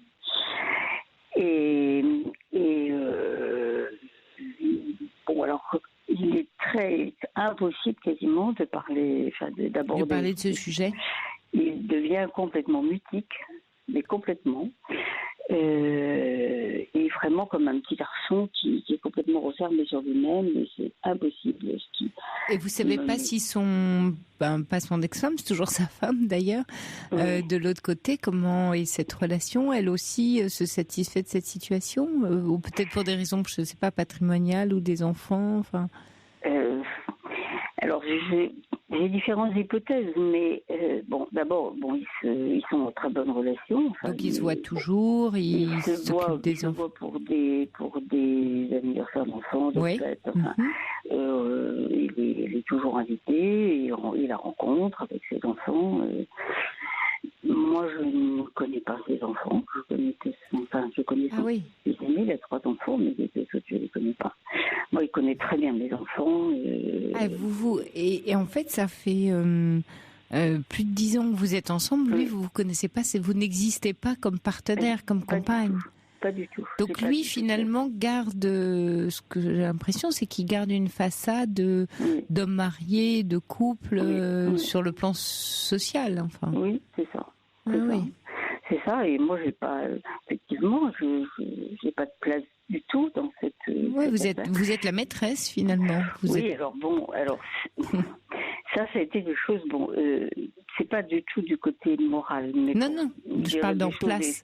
Oui. Non, mais aussi par rapport à mon histoire, j'ai vécu dans une famille très, très confusionnante, et je lui avais dit dès le départ que je ne voulais pas vivre dans la confusion, d'être dans une situation comme ça, cachée, alors qui n'est pas cachée en fait, parce que tous les gens que je connais... Et vos amis, vous recevez des amis ensemble? C'est ça, quelque part, c'est pas une vie cachée. Mais ça ne me concerne. C'était pas... Moi, ça m'est très difficile parce que j'ai eu l'impression d'avoir été trahie, d'avoir... je suis déçue, quoi. Oui, vous aviez l'impression que vous aviez un projet en commun, c'est-à-dire chacun divorce et après on est ensemble, et que finalement vous arrivez au terme, vous, du vôtre, et pendant ce temps-là, non seulement il n'a pas bougé, mais surtout il n'en parle plus, il ne veut pas en parler. Je dis il veut pas ou il peut pas, mais c'est quelque chose qui est très difficile. Ouais. Claudine, quand vous lui parlez de vous, c'est-à-dire pas sur le plan du reproche, t'as pas fait, tiens. Quand vous lui dites voilà la peine que ça me fait, je me sens trahie, enfin quand vous utilisez le jeu, est-ce que ça l'invite à vous répondre ou pas? Pas du tout. Vous l'avez fait, hein, ça. Vous avez essayé de. Et si je lui demande qu'est-ce qu'il veut en dire, il répond pas, ou bien au bout d'un moment, il répond rien. Et alors, l'année, ça fait quelques mois où notre relation a changé à partir du moment où mon divorce a été prononcé, bizarrement. Mais oui, parce que ça crée un déséquilibre. Mais oui. Bien sûr, vous étiez plus sur le même. C'est ça, puis ça le renvoie aussi à sa problématique. Bien sûr, bien sûr. Et donc, un peu à la fois, il est distant, il est dans l'évitement, je dirais plutôt. Oui, c'est ça, il est dans l'évitement. Et donc, il y a quelques mois, j'étais vraiment très en colère. D'abord, j'ai été très mal. J'ai fait une sorte de burn-out, dépression. Je perdais la mémoire, je dormais plus. J'ai eu l'impression de prendre un choc, quoi. Et je l'ai poussé dans ses retranchements pour lui dire, mais est-ce que vraiment tu as l'intention de te divorcer? Et il m'a répondu, non, je ne le ferai pas. Ça m'a complètement cassée. Je lui ai demandé pourquoi. Il m'a dit, maintenant, il fallait que je le fasse tout de suite. J'aurais dû le faire tout de suite. Je reconnais que j'aurais dû le faire tout de suite, mais je ne l'ai pas fait, donc je ne le ferai pas. Maintenant, c'est trop tard. Ah, donc il vous l'a dit, oui. Mais bon, et ça a été évidemment très difficile. Et depuis, on est dans une relation complètement bancale parce que moi, il y a des jours, on est devenus de bons amis, on va dire ça, de très bons amis. Mais moi, je suis complètement, je suis cassée. Oui, c'est votre projet. Est-ce que vous lui avez demandé quand il a dit bon, je le ferai pas, voilà. Vous lui dites et comment tu te projettes du coup dans notre histoire? Quel impact ça a d'après toi sur? Il sait pas. Il fait toutes les questions, ou bien il répond pas, ou bien il dit qu'il sait pas. Et il m'a dit je pourrais comprendre que tu t'en ailles. Est-ce que c'est une invitation? Et là, je me dis mais femmes. Qu'est-ce que je suis dans cette histoire, quoi.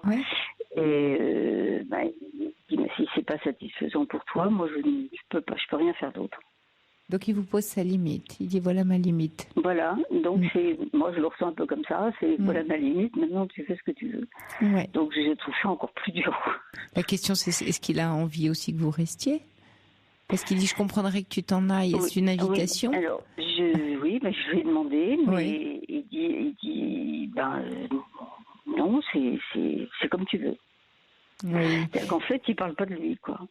Bah il parle de son impossibilité et il la reconnaît. Alors c'est déjà ça, j'ai envie de vous dire. C'est-à-dire que là, il y a une forme d'honnêteté qui est de dire je ne peux pas te donner ce que tu souhaites. Et je comprends que j'en assume la responsabilité, voire la conséquence, si ça doit être que tu partes, mais je suis pas capable. La question maintenant pour vous, Claudine, c'est qu'est-ce que vous faites de ça? Ben voilà, c'est ça. Et finalement, c'est moi qui ai le problème. Alors, pas que vous ayez le problème, parce que chacun, du coup, vous n'avez pas son problème. Vous avez la limite qu'il vous impose. C'est pas le problème. Il pose une limite. C'est sa limite. Finalement, il vous dit, je ne peux pas. Est-ce que ça remet pour autant en cause complètement la relation? Qu'est-ce que vous pouvez en faire? À quoi vous tenez? De quelle façon vous tenez suffisamment à cette relation? Est-ce qu'elle vous va telle qu'elle est? Est-ce que le fait que ça remette en cause, parce que ça peut ne pas remettre en cause l'appartement commun, par exemple, quand même. Le fait de vivre au même endroit que vous gardiez, mais votre souhait, en admettant, voilà, on va prendre le scénario où lui, finalement, divorce. Vous auriez gardé 2 logements ou vous auriez eu qu'un seul logement? Au départ, non. Maintenant, je sais plus. Au départ, non. Au départ, c'était vraiment c'était vraiment un projet de vivre ensemble. C'est ça. Mais est-ce qu'au fil des années, vous avez pris goût à avoir chacun votre logement? Est-ce que cette organisation de vie vous convient? De quelle façon aujourd'hui, le quotidien, vraiment le réel, le quotidien que vous vivez, est-ce qu'il vous convient ou pas? Est-ce que vous êtes heureuse, vous? Est-ce que vous y retrouvez en tant que femme dans ce quotidien et dans ce que cet homme vous apporte, malgré tout? Mais j'ai un peu de mal à répondre à ça parce qu'en fait, je sens que c'est complètement imprégné de ma déception. Oui, c'est ce que je comprends. C'est pour ça que j'essaye de vous aider à discerner ce qui est entaché. Et je le comprends tout à fait. Hein, ce qui est entaché, comme vous dites, par la déception, parce que c'est un projet qui s'arrête. Et en même temps, il y a bien un réel qui se vit au quotidien, une réalité de la relation, qui, si ça se trouve, quelquefois, il suffit juste de regarder ça, de dire, mais en fait, tout ce que je vis, ça me va. C'est vrai que je suis déçue du projet, mais en quoi finalement ça changerait vraiment mon quotidien si le projet avait abouti? Parce que finalement, je suis bien dans ce quotidien-là. Le point de discernement peut être juste à cet endroit-là. Parce que vous soyez déçu, je l'entends tout à fait, et c'est très juste au regard de des années d'un projet. Mais il a une forme, finalement, il est sorti de son déni, il a une forme d'honnêteté à lui qui est de dire, là je peux pas, et je suis même prêt à en assumer la conséquence, aussi terrible elle puisse être, mais je ne peux pas. Vous, maintenant, la balle est dans votre camp. Ça ne veut pas dire que vous avez le problème. Ça veut dire la responsabilité que j'ai par rapport à ça, c'est qu'est-ce que je décide, qu'est-ce qui me convient ou pas, et qu'est-ce que je suis prête. C'est ça. Là, on est vraiment, et c'est intéressant votre témoignage, Claudine. On est vraiment dans une situation de couple où il y en a un qui nous met une limite et ça nous va pas du tout parce que c'était pas le deal de départ, c'était pas le contrat.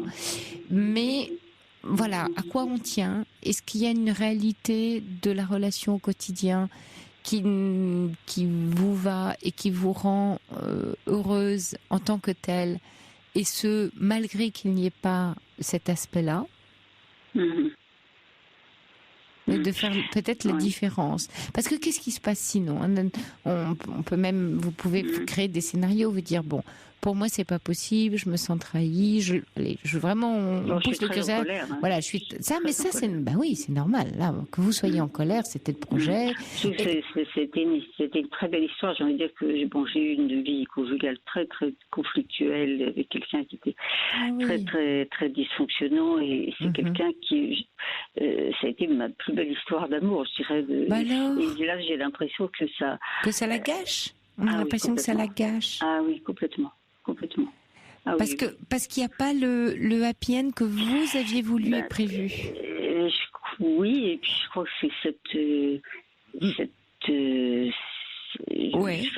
déception que je me voyais vraiment vivre avec lui. Oui, là on parle de statut et un peu d'ego. En quoi ça gâche la très belle chose que vous venez de dire? Vous dites c'est ma belle histoire d'amour. En quoi ça gâche ce que cet homme vous donne par ailleurs à la femme que vous êtes, ce qu'il a permis de réaliser pour vous, ce que vous avez permis de réaliser avec lui? En quoi ça gâche tout ça? Parce que ce passé-là, il est intact. Ce qui est vécu est intact. Ce qu'il se vit encore est intact. Mais c'est au regard-là d'un projet, d'une image, d'un aboutissement. Je comprends tout à fait votre cœur, parce que la colère, on est très en colère quand on se sent impuissant dans quelque chose qu'on voulait. On est très en colère. Donc tout est juste, votre émotion est juste, votre tristesse, votre déception, votre sentiment de trahison. Tout ça est vrai, mais ne parle qu'à vous. Quand je dis ne parle qu'à vous, c'est-à-dire vous rencontrez-vous dans ce projet, bien sûr, qui était très important, mais si vous réduisez la relation juste à ça, alors vous perdez tout ce que vous venez de dire par ailleurs qui, il me semble, compte énormément. C'est ça qui compte peut-être, c'est ce cœur-là qui vibre. Oui, mais effectivement, je crois que je sens que les moments où je me dis que pour ne pas souffrir, parce que j'en souffre encore, il vaudrait mieux qu'on ne se voit plus. Je sens que je me sens incapable, parce que je pourrais le décider, évidemment. Oui. Et ça vous rend encore plus triste.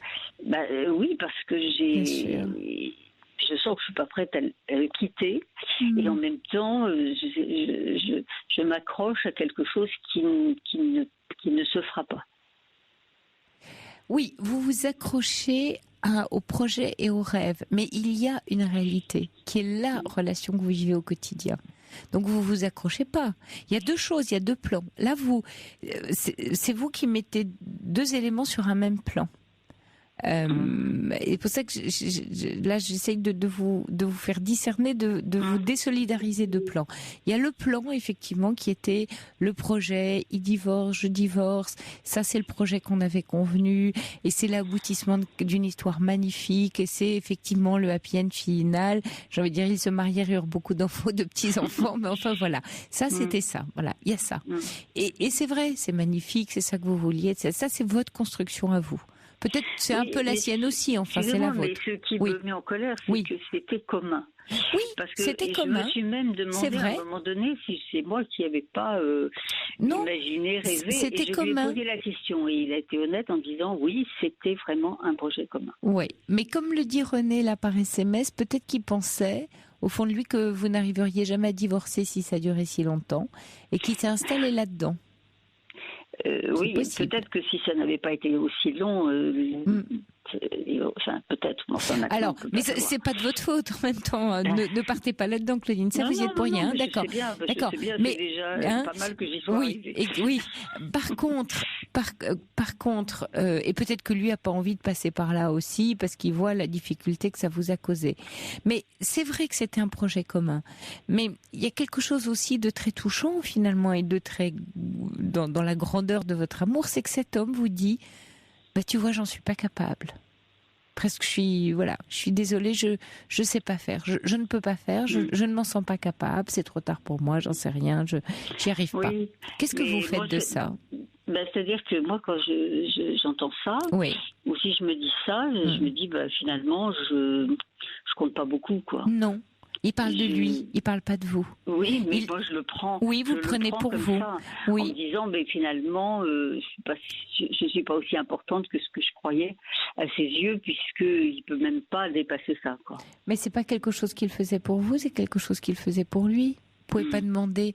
Là, en fait, c'est que vous comprenez sa décision ou son choix par rapport à vous en disant je ne compte pas assez pour lui, alors que ça se place pas cet endroit-là pour lui. Il n'est pas en capacité de le faire pour lui-même et par lui-même, mais il ne fait pas quelque chose contre vous et c'est pas un message subliminal pour dire qu'il tient pas à vous. C'est un message c'est un aveu d'impuissance. Ça coûte ça aussi et ça doit lui coûter.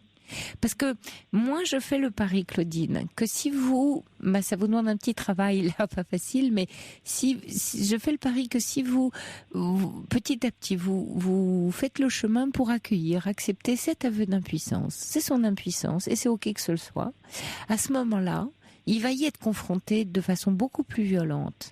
Parce que là, il sera plus que face à lui-même. Vous serez pas là pour le juger ou pour lui dire tu m'aimes pas assez ou pour sous-entendre que... C'est-à-dire que vous serez là, tel qu'en vous-même, tel que Claudine, avec son amour, avec ses bras, avec son sourire, avec tout ce qu'elle aime vivre avec lui, elle sera là. Et là, il va se retrouver face à lui. Là, ça va être beaucoup plus compliqué. Parce que finalement, en étant furieuse et tout ça, vous le déchargez, vous prenez un peu de cette histoire à votre compte. C'est bien arrangeant pour lui. Si maintenant, écoute, oui, je comprends que voilà, tu m'as posé ta limite, je l'entends, mais je tiens à toi et ce que je vis avec toi compte pour moi, donc on va continuer comme ça et que vous restez dans cette tranquillité, même si à l'intérieur, on se ment pas, la Claudine. Évidemment qu'à l'intérieur, ça boue, vous êtes en colère, tout ça. Mais ça, c'est rien qu'à vous. Donc il y a cet aspect à l'intérieur de vous, puis il y a l'aspect dans la relation. Et dans la relation, vous l'accueillez avec cette limite qu'il pose, avec sa difficulté, qui va du coup lui être envoyée, dont il va devoir d'une certaine manière se saisir ou vivre avec. Mais vous ne l'apporterez pas à sa place. Et ça peut être très aidant pour vous deux. Vous d'abord vous soulagez terriblement, parce que ça va vous remettre dans la réalité de ce qui se vit au jour le jour, au quotidien. C'est-à-dire, j'aime cet homme, je suis bien avec lui, il me rend heureuse. Ça, c'est mon quotidien, c'est le quotidien de Claudine. Ça compte quand même plus que tous les projets de statut ou de place, parce qu'il y a quelque chose que je vis matin, midi et soir, le jour, la nuit, les 4 saisons qui me convient et qui me rend heureuse. Et ça, la valeur, elle est là de la relation. Après, c'est vrai, c'est pas comme vous voudriez, vous êtes déçus. C'est juste, tout est juste. Mais c'est là où vous passez à la filia, voire à l'agapé dont je parlais tout à l'heure dans ma petite introduction. Vous êtes tout à fait là, à ce moment-là, dans cet agapé qui est de dire j'aime l'autre inconditionnellement, c'est-à-dire je l'accepte avec ses qualités et ses défauts. Et je n'attends rien de lui, mais moi je suis décidée à être dans cette relation, voilà, parce que j'y suis bien, voilà.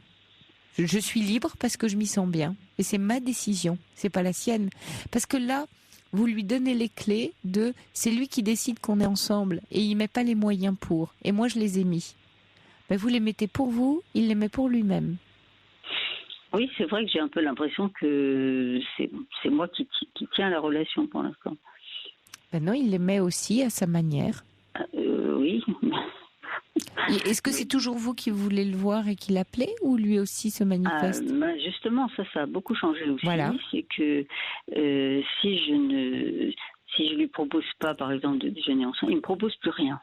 C'est quelqu'un qui est très généreux. Enfin, j'ai envie de dire, je le reconnais plus. Et s'il avait honte?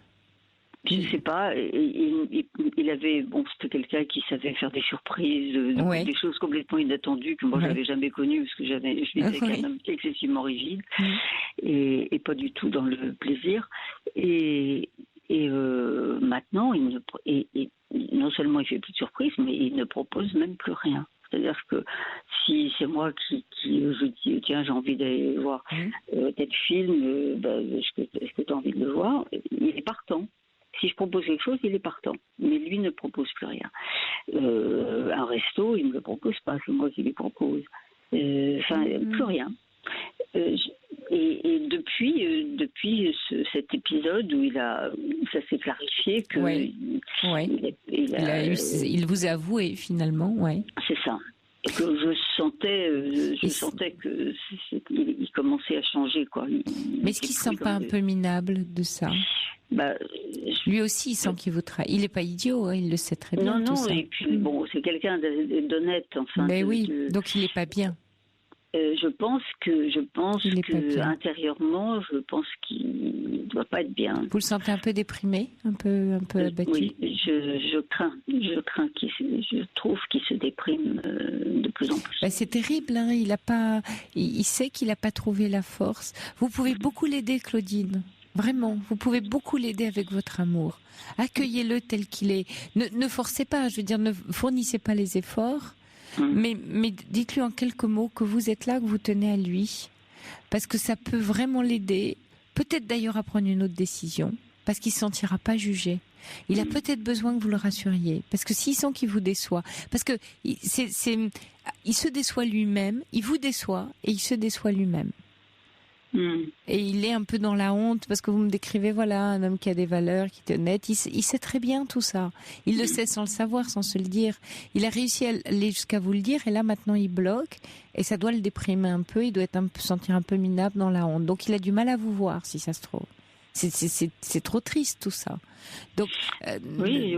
Mais oui, c'est trop triste. Il habite au 5e et moi au 3e. Je l'entends descendre. Il ne vient plus. Oui, parce qu'il n'ose pas. Il peut presque plus regarder, donc il se voit en vous. À chaque fois qu'il vous voit, il sait et il se rappelle qu'il vous trahit, qu'il n'a pas rempli son code d'honneur. Et il se sent pas bien avec ça. Vous voyez ce que vous pouvez faire, Claudine, mais si vous trouvez en vous vraiment la force de l'amour, de le rassurer en lui disant tu sais, je tiens suffisamment à toi et je t'en veux pas, et si vous le libérez, voyez ce que ça donne, libérez-le. Peut-être qu'il va retrouver sa joie de vivre et qu'il trouvera peut-être même la force de le faire. Il faut que j'arrive à faire ça. Oui, pour vous-même aussi. Mais c'est un cadeau. Dites-vous que c'est difficile. Oui, mais c'est un cadeau que vous allez faire à votre couple. C'est un beau cadeau d'amour. C'est vraiment un cadeau d'amour. Et là, je vous assure que votre amour, il aura autrement de la gueule qu'une histoire de statut. Vraiment. Il aura vraiment de la grandeur. Parce qu'elle va chercher là la grandeur d'âme. C'est peut-être ça l'épreuve que vous traversez. Vous l'aimez suffisamment pour ça. Parce que là, ça fait deux malheureux. Oui, triste. Tout à fait. Je me dis, c'est dommage, une belle histoire. Oui. Allez, pensez à ça, Claudine. Donnez-moi des nouvelles. Hein. Allez, je vous embrasse fort. Allez, bonne nuit. Il est 1h. Oui, c'est le temps de se quitter. Je suis désolée. Allez, passez une bonne nuit. Vous écoutez Europe 1. Allez, je vous laisse en compagnie aussi d'un bon ami, d'une belle voix. Christophe Andelat avec Andelat raconte et ses formidables histoires. On se retrouve demain à 23h. Passez un très beau samedi.